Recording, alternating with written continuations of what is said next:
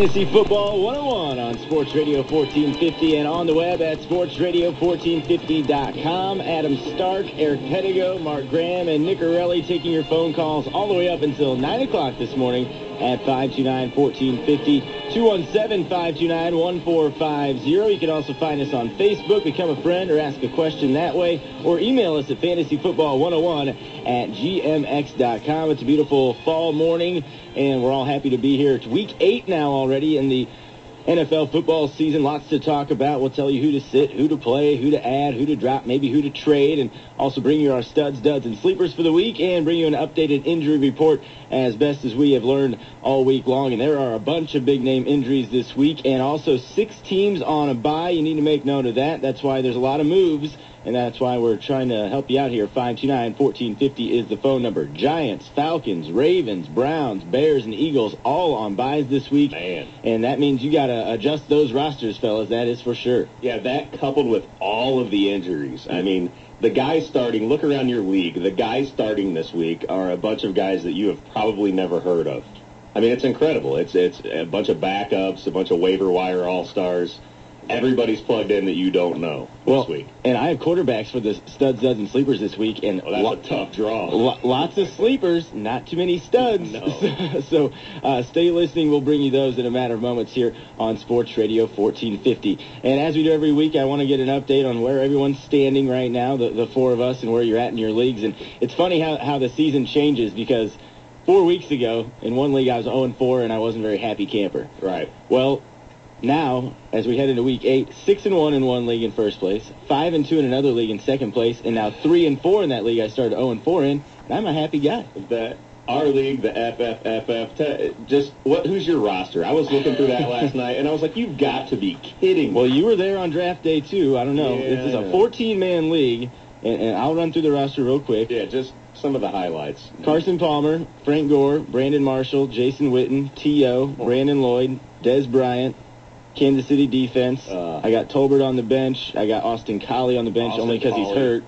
Mike Williams has been okay. I don't know. My roster's not that stout, but... Well, you have Brandon Marshall, Brandon Lloyd, Austin Collie when he's in. T.O.'s been on fire. Yeah, Collie and T.O. have been in a 14-man league, Stark. In a 14-man league, that's an exceptional roster. Well, and Brandon Lloyd went undrafted, so that's why we're here for you guys, watching that waiver wire for you too at 529-1450. Mark, how's your squads doing? No, I don't want to talk about it. See, Mark's come back to reality too, because at the in week 4. He was the only happy camper in this room. Yeah. Now things have caught up to him, because in the league that you're in with Eric and I, you're 3-4 somehow. 3-4. 4 losses with the most points in the league. I have scored in this league where I'm 3-4 with you guys, 948 points.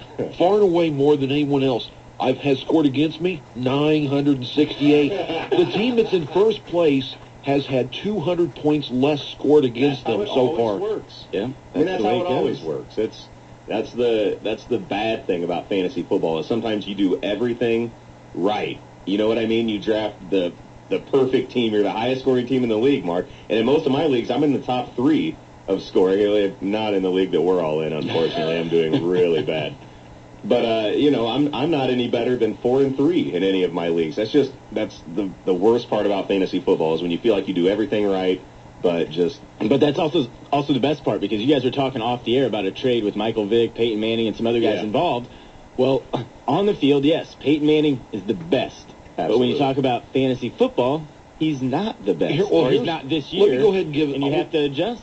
Let me go ahead and give the trade. We had someone email me in this deal that he had, one of our listeners, and he could trade Michael Vick and Ray Rice for Peyton Manning. And he also mentioned that would allow him to plug in Ryan Train as his number 2 running back. Now, he wondered if he should make this deal, and Eric and I were talking about this off air. Absolutely not. I don't think so. I mean, I'd love to see the rest of the roster, and you have to understand, and you mentioned it, Eric, there's a difference. There's an NFL importance, and then there's a fantasy importance, and that's what makes this a lot different. I mean, you got Vic, plug him in and play him when he gets healthy, because you're going to get rushing yardage that you'll never see out of Manning. Yeah, and, the fact that he has terrain on his bench shouldn't really factor into his trade, because if you look at the trade on paper, I mean, Michael Vick and Ray Rice I mean, those two are just better than one Peyton Manning. Sorry, they just are. So it doesn't matter who you have backing Ray Rice up. Look at the trade as it is. It's two guys for one, and it's two quality guys. I mean, for one really good guy, but I would try to get another running back out of that deal or drop It's potentially two keepers for one keeper, and you're not keeping Ryan Train next year. That's what I mean. No. Yeah, that's what I mean. It's great if you have Ryan Train on your bench waiting to get plugged in, but listen, running backs go down every week. And you have the Clinton Portis factor coming up. He's going to be healthy another week or so and play, and that's going to take carries away from Train. So, no, I just don't think that's a wise move. No, I'd try to get another. I'd see whoever you're getting Peyton Manning. See which running backs that guy has as well, because it's just not much of an upgrade, if any at all, from Vic to Peyton Manning, and then you're essentially just throwing in Ray Rice for free. And then back to the question. It seemed like every league. I'm in one league. I'm 6-1 now in another league. I've had my first loss. The other leagues, though, I'm 3-4, 4-3. I'm telling you, it's really odd. Everyone I talk to seem to be in the same boat. Everything's middle of the road, and that brings us to Nick. How are you doing this week in your leagues? Well, coming off the hell of injuries and bye weeks from last week, I'm in 5th in my points-only league. Ooh, you're dropping. I know, right? Well, Andre Johnson, Des Bryant, Malcolm Floyd. Those are my 3 receivers. Normally, beautiful. Yeah, they don't play at all last week. So I'm starting guys, and this is not PPR. Like, Danny Amendola was my number 1 receiver last week. Yeah. No, Dez did all right last week. Yeah, Dez was okay. I didn't have Dez. He had a return touchdown. You didn't play Dez? No, I don't even have him in that league. Oh, I got you.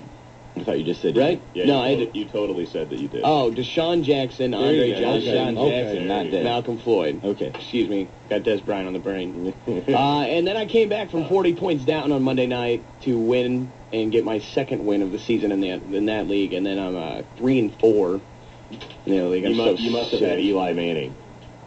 No, Jason Witten, okay, Felix Jones, and Steve Smith. Oh yeah, Steve Smith had a nice game. Hell yeah.